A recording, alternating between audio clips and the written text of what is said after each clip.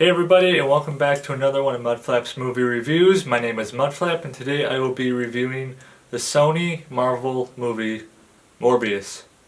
Let's get started. Morbius is directed by Daniel Espinosa, and Morbius stars Jared Leto, Matt Smith, Adria Arjona, and Jared Harris. So we start off this movie where we're introduced to Michael Morbius, who is suffering from a rare blood disease which has no cure, and alongside him is his childhood friend Milo, who is also suffering from the same condition, and their caretaker, Dr. Nicholas, sees great potential in Michael to become the doctor to discover the cure to this rare blood disease. So Michael spends a good majority of his life trying to find a cure to his illness, and he finds a cure in bats, but sadly it's a temporary cure. And the result of him doing all these experimental tests turns him into a vampire who starts wreaking havoc on the city and catching the eye of two FBI agents. This movie follows Michael's journey on how to find the cure. His friend Milo has always been kind of the guy to look up to Michael,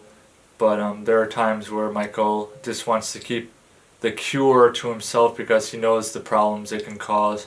And he doesn't want to give that to anybody else, so he's taken on the responsibility all by himself. So this movie was under 2 hours long, which was definitely a new length for a Marvel movie. Marvel movies usually are 2 hours or more, but Daniel Espinosa decided to cram all of this stuff into a much shorter span of time. I know there are a lot of critics out there, when they first saw it, they were saying this movie was terrible, there's no plot line, it's all disconnected, and some were saying it was worse than the movie Elektra, which if you all remember Elektra, it was terrible. I'm here to say when I saw it, this is my opinion, but when I saw it, I did not think that at all. Morbius was exactly what I expected it to be. I was excited to see another character from the Spider-Verse show up, and Jared Leto did a great job at portraying Morbius, and the cool powers that Morbius has is something not to be overlooked. And it also had a slight hint of horror to it, which I really liked that. I'm not a big vampire guy at all, but I like Jared Leto's acting, I liked his character, and I'm excited to see more of Morbius' character.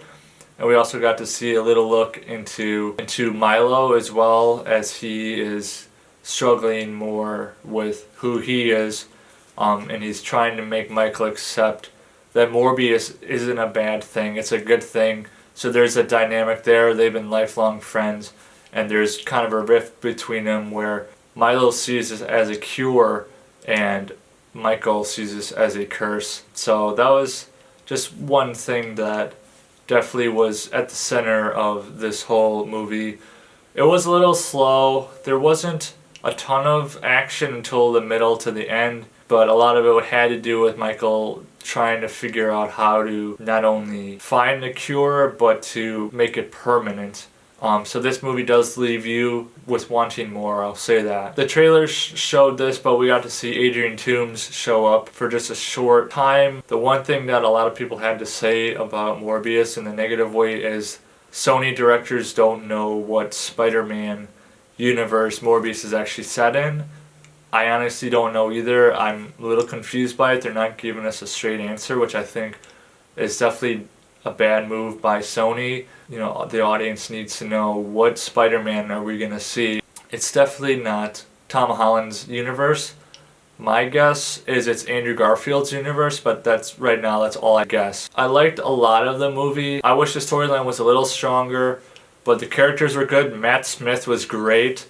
He's just a very charismatic actor. I really loved his portrayal of Milo. He just has a way with acting and just being smooth and just all the great Matt Smith stuff that a lot of people really like about him. Adria Arjona did a great job as Martine, who is a fellow doctor who works with Michael. The negative things I'd have to say is it was a little short for me. I kind of wanted a little more to sink my teeth into.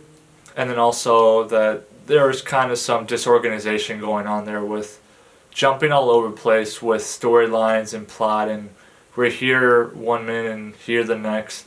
The Adrian Toomes thing was the thing that kind of threw me off. Was like, okay, I knew he was going to show up, but it just seemed kind of like, oh, well, here he is. Another thing I know a lot of people had to say was they cut out a lot of stuff from the trailer There's a lot of stuff I noticed that we saw in the trailers that never showed up in the movie.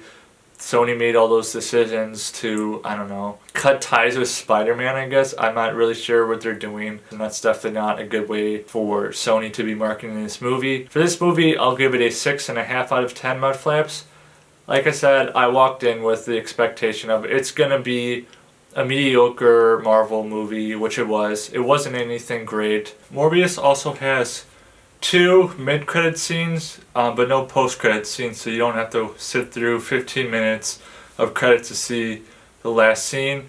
But I have to agree with the majority of people who have already seen Morbius. The 2 mid-credit scenes are weak in their delivery. They're not terrible. How it was all tied in at the end, it just didn't make any sense.